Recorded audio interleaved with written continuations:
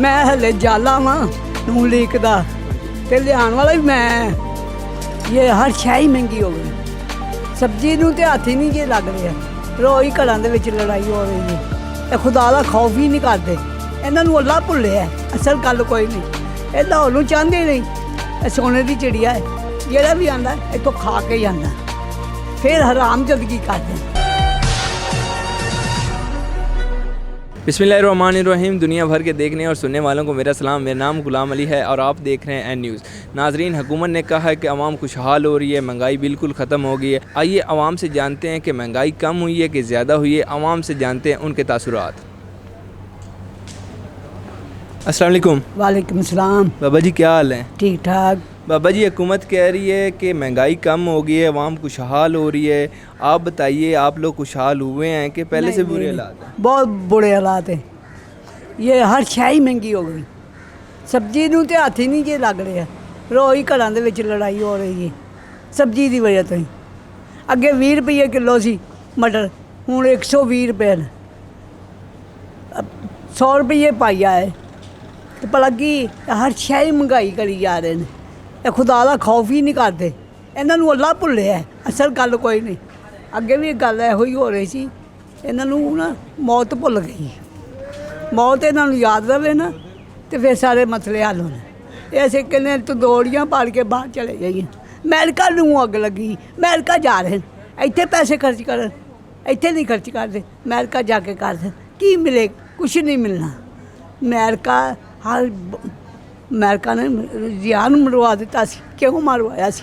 इस वजह लाहौर तरक्की ना करे। ये लाहौर नूं चाहंदे नहीं।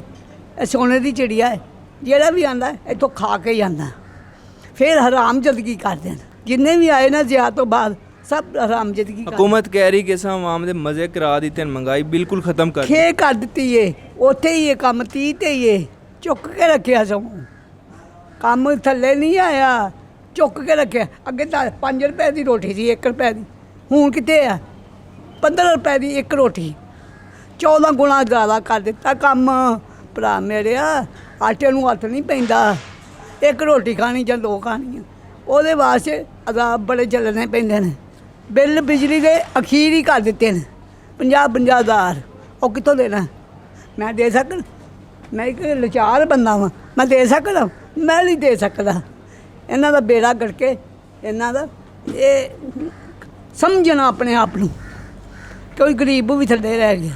50-50 हज़ार कितों लईए? सुई गैस दा 50 हज़ार। मैं गया वां ठीक करा। वो कहते बाबा जाके शोर ना पा बाहर। मैं पुत्त तू कुर्सी ते दाना बैठा होंदा, फिर मैं तेनों दसदा।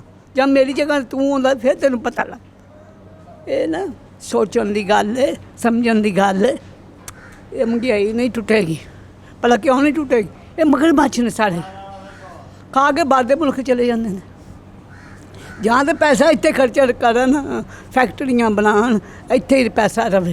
शहबाज शरीफ कह रहे हैं कि हम अवाम की खिदमत कर रहे हैं। क्या कर रहे हैं? मेरी तो अज तक नहीं की किसी ने। मैं हले जाला वां नून लीक दा ते लियाण वाला भी मैं। भंगड़े पा के शेर आया, शेर आया। की दिता? मरन दिया 2 साल हो गए, फल ही हो गया। की दिता? किसी नूं कुछ नहीं देंदे। मरियम नवाज कह रही हैं कि अस्पतालों में सहूलियात उन्होंने बढ़ा। मैं बड़ी सहूलत मिली है। धक्के खा रहा वां, धक्के खा रहा, इत्थे खिडौने ला रहा वां अल्लाह दे हुक्म नाल। तो रोटी पूरी कर देंगे। रोटी फिर भी पूरी नहीं हो रही। 20,000 रुपये तो बिल है तो 20,000 ही किराया मकान का। 1 कमरा मिले है, अजाब मिले है। जिंदगी अजाब कर छड़ी है ना लोगों ने। भाई जान, सोने की चिड़िया है। इनू हर बंदा खा रहा है। खा के बाहर नूं दौड़ी जा रहे। महंगाई कम हुई है कि नहीं? नहीं हुई भाई जान, हर शै वधी। महंगाई कितने कम है? जाके आलूआं का भाव पुछो, मटरां का भाव पुछो, दूजियां सब्जियां का भाव पुछो, टिंडियां का पुछो। और जो टिंडे खांदा ही कोई नहीं सी। टिंडे मैं बेचता सी, टिंडे खांदा ही कोई नहीं सी। ते हुण टिंडियां नूं वेखो अग लगी। पिछली हुकूमत नाल इस हुकूमत च महंगाई कम है कि ज़्यादा है? महंगाई बहुत ज़्यादा। महंगाई थल्ले नहीं आई। हुकूमत कह रही 2 रुपये तेल सस्ता कर देंगे। उन्होंने कहते सस्ता हो गया काम। इस तरह सस्ता थोड़ा होंदा। कितने रुपये की रोटी कितने चली गई? ਜਾਂ ਰੁਪਈਏ ਦੀ ਲਿਆਣ ਰੋਟੀ ਮਦੇਦਾਰੀ ਤਾਂ ਤਾਂ ਹੈ ਨਾ। हुकूमत आई साड़ी ਤੇ ਰੁਪਈਏ ਦੀ ਰੋਟੀ ਲੈ ਆਉਣ, 2 ਰੁਪਏ ਦੀ ਲੈ ਆਉਣ, ਤੇ ਇਹ 15 ਰੁਪਏ ਦੀ ਰੋਟੀ ਏ। ਤੇ ਪਹਿਲੇ ਮੈਂ ਰੋਟੀ ਇੱਕ ਖਾਣਾ ਵਾ 15 ਰੁਪਈਏ ਦੇ ਕੇ। ਅਜ਼ਾਬ ਪਾਇਆ ਕਿ ਨਹੀਂ ਪਾਇਆ, ਤੂੰ ਆਪ ਹੀ ਸਮਝਦਾਰ ਹੈ। ਚਾਹ 50 ਰੁਪਏ ਦੀ, ਇੱਕ ਕੱਪ 50 ਰੁਪਏ ਦਾ ਹੈ ਇਸ ਟਾਈਮ। ਉਦੋਂ ਰੁਪਈਏ ਦਾ ਕੱਪ ਹੁੰਦਾ ਸੀ ਜਦੋਂ ਅਸੀਂ ਜਾਂਦੇ ਸੀ। ਉਹ ਜ਼ਿਆ ਹੀ ਠੀਕ ਸੀ, ਉਹਨਾਂ ਨੂੰ ਉਂਝ ਬਣਵਾ ਦਿੱਤਾ ਅਮਰੀਕਾ ਨੇ। ਅਮਰੀਕਾ ਹੀ ਸਾਡਾ ਦੁਸ਼ਮਣ ਹੈ ਅਸਲ। ਇਹ ਉਹ ਤਾਂ ਹੋਣ ਹੀ ਨਹੀਂ ਦਿੰਦਾ ਲਾਹੌਰ ਨੂੰ। ਉਹ ਕਹਿੰਦਾ ਜਿਹੜਾ ਤਾਂ ਹੋਇਆ ਤੇ ਮੈਂ ਉਹਨੂੰ ਆਪ ਮਾਰ ਦੇਵਾਂਗਾ। अस्सलाम वालेकुम सर। वालेकुम अस्सलाम। क्या हाल है भाई? अल्हम्दुलिल्लाह, अल्लाह का शुक्र है। हुकूमत कह रही है आवाम की महंगाई बिल्कुल ख़त्म कर दी हमने, मुल्क में बिल्कुल अमन हो गया है, महंगाई है ही नहीं, महंगाई की शरह ज़ीरो हो गई है। आप बताइए कैसे हालात हैं आपके? भाई वो तो हुकूमत के कहने के बात है ना। तो अगर आप अपने इर्द गिर्द हम देखते हैं तो रोज़मर्रा की जो अशिया हैं वो तकरीबन हमारी सब की पहुंच से दूर हो चुकी हैं। और जो मिडिल क्लास आदमी था वो और नीचे चला गया, और जो बड़ी मुश्किल से हमारा अपना गुजारा जो है वो बहुत मुश्किल से होता है। तो इसलिए वो अगर कहते हैं कि महंगाई कम हो गई है तो हमारे दरमियान रह के देखें कि हम किस तरह से अपना गुजारा कर रहे हैं, फिर उनको पता चलेगा कि महंगाई कम हुई है या ज़्यादा हो गई है। हुकूमत कह रही कि पहले की निस्बत, इमरान खान की निस्बत जो हुकूमत गुजर चुकी उसकी निस्बत हमने महंगाई बहुत ख़त्म कर दी है। आलू हो गए, चीनी होगी, सारी जो अशिया हैं उनके रेट बिल्कुल मुनासिब हैं, अवाम खुशहाल है, अवाम के मज़े हैं। जी नहीं भाई, ये बिल्कुल झूठ है। ये कोई चीज़ सस्ती वगैरह नहीं हुई। जो चीज़ हमें बाज़ार से पहले 50 रुपये या 100 रुपये की मिलती थी वो अब हम 200 या 250 की लेके आते हैं। अगर उनको इसलिए नहीं इन चीज़ों का पता क्योंकि वो तो ख़ुद तो बाज़ार परचेज़ करने जाते नहीं। ये हम जैसे लोगों से आप पूछें कि जो चीज़ रोज़मर्रा की हम खुद परचेज़ करने जाते हैं, एक दिन उसका रेट जो है वो कुछ और होता है, जब दूसरे दिन लेने जाते हैं तो उसका रेट कुछ और होता है। हुकूमत की महंगाई से आप सेटिस्फाई हैं कि मसलन उनकी कारकर्दगी से सेटिस्फाई हैं कि नहीं है? सर कारकर्दगी का मुझे पता नहीं, लेकिन मुझे ये पता है कि महंगाई पहले से बहुत ज़्यादा हो गई है और हमारा अपना गुजारा जो है बड़ी मुश्किल से होता है। बिजली का बिल कितना आया? अब तो छोटा सारा सोलर का सिस्टम भी लगवाया है, लेकिन उसके बावजूद हर मंथ जो है वो 35,000, 40,000, 45 इससे नीचे नहीं आता सोलर लगाने के बावजूद। उससे पहले 50,000, 60,000 मेरे पास डिटेल सारी मेरे मोबाइल में मौजूद है। इससे कम बिल हमें कभी भी नहीं आया। सोलर लगने के बावजूद भी हम 35,000 रुपये जो है, इस मंथ भी मैंने 30,000 रुपये जो है वो पे किया है। भाई हुकूमत कह रही है कि महंगाई पहले से कम हो गई, अवाम खुशहाल हो रही है, अवाम के मज़े करा दिए हमारी हुकूमत ने। आप क्या कहेंगे इस बारे में? अवाम कोई खुशहाल नहीं, अवाम मुश्किल में है पहले से भी ज़्यादा। वो अपने निज़ाम बहुत मुश्किल चला रही है अवाम। हुकूमत तो कह रही है हमने मज़े करा दिए अवाम कोई के। मज़े नहीं, लोग बहुत परेशान हैं अपने घरों के हालात देख के, उनको कोई रास्ता नहीं नज़र आ रहा। पहले की निस्बत, अब पिछली हुकूमत की निस्बत आपकी हुकूमत में महंगाई कम है कि ज़्यादा है? महंगाई बहुत ज़्यादा है, पहले से कोई कम नहीं हुई। जो पहले 100-200 में मिलती थी वो अब 400-500 में मिल रही है। कोई कम नहीं, कोई फ़र्क नहीं आया। कोई पैगाम? इनको चाहिए कि महंगाई कम करें और आवाम को सहूलियात मिलें, वो खुश रहें, खुशहाल हो के ज़िंदगी गुजारें। लेकिन इस टाइम इनकी वजह से कोई खुशहाली नहीं, कोई कुछ नहीं, आवाम बहुत परेशान है और इस वजह से लोगों के घर का निज़ाम भी नहीं चल रहा। पाकिस्तान तो पहले से कह रहे हैं ग्रो कर रहा है बहुत ज़्यादा। कोई ग्रो नहीं हो रही पाकिस्तान की। पाकिस्तान पहले से नीचे आ रहा है ना, पहले ठीक था, अब नीचे नीचे जा रहा है। बहुत मुश्किल से आवाम अपना वक्त टाइम पास कर रही है और बहुत परेशान लोग हैं इसलिए। अस्सलाम वालेकुम भाई। वालेकुम अस्सलाम। क्या नाम है आपका? वासिफ रियाज। सर हुकूमत ने कहा है कि महंगाई की शरह पहले से कम होगी, क्या महंगाई की शरह पहले से कम हुई है, अवाम खुशहाल हुई है कि नहीं हुई? देखिए अभी तक टीवी वगैरह पे अगर जो हम देख रहे हैं या उसके न्यूज़ वगैरह में सुनो, उसमें तो नज़र आ रहा है कि महंगाई कम है बकौल हुकूमत के। लेकिन आम इंसान हम अगर देखें एज ए पाकिस्तानी तो हमें कहीं नज़र नहीं आ रहा कि मैं अगर 60-70 हज़ार तनख्वाह ले रहा हूँ तो मेरा मुश्किल से गुजारा है। और मैं परदेश काट रहा हूँ, परदेश से मेरा छोटे शहर से आया हुआ। यहाँ का मेरा जो रेंट है, अगर मैं 2 बंदे रह भी रहे हैं तो एक घर का किराया छोटा सा जो 2.5 मरले का भी नहीं है, उसका एक पोर्शन है एक कमरे का, 15 से 16 हज़ार का रेंट है। आप बताएं जो से 15-16 हज़ार यहाँ है और हर डेली का मेरा 1000 तक का ख़र्चा है। ظاہر بات ہے 3 ٹائم روٹی ہے اور اپنی ضرورت ہے, یہ دودھ ہے, یہ بھی ہے, اور فیملی نہیں رکھی ہوئی میں نے, ٹھیک ہے. تو میں اب گھر بھی دینا ہے, میرے بچے بھی ہیں, اسکول ہے, میں نے اپنی فیملیز پیچھے رکھی ہوئی ہے, ٹھیک ہے نا. آپ بتائیں کیا کر سکتے ہیں, اس میں نہیں گزارا ہے رہا. پیچھے آئے دن جھگڑے تو ہر میاں بیوی میں ہوتے ہیں.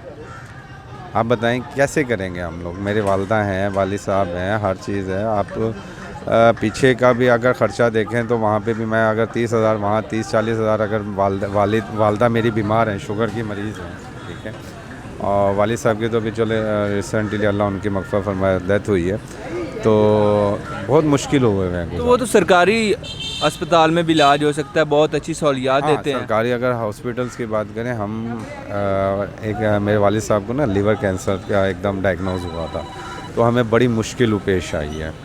لیکن یہ ہے کہ بظاہر دیکھا جائے تو وہ ہاسپٹل تو بہت اچھے ہیں, کوآپریٹ کر رہے ہیں, لیکن عوام کا اتنا رش ہے کہ وہ ڈاکٹر بیچارے کیا کریں. اچھا, عوام کی تعداد کے مطابق ڈاکٹرز نہیں ہیں؟